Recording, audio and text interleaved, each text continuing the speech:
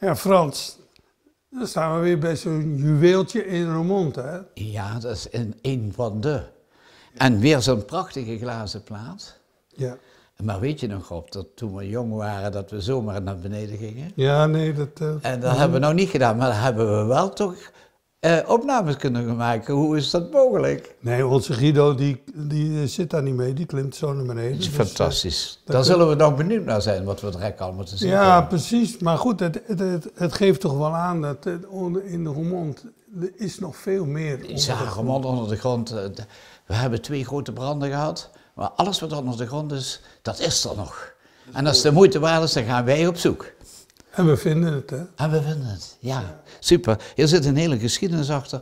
Hebben ze gehad over die putten, maar we hebben het ook gehad over die herbergen.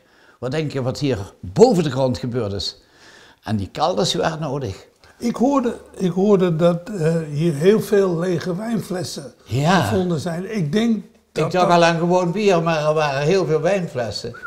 Waarschijnlijk wel. Als die poort dichtging, was het hier feest. De Fransozen, die lusten het wel. Ik had erbij willen zijn. Ik vind het wel erg fijn dat meneer en mevrouw Doeda daaraan meegewerkt hebben, dat we hier in die mooie kelder hebben mogen kijken.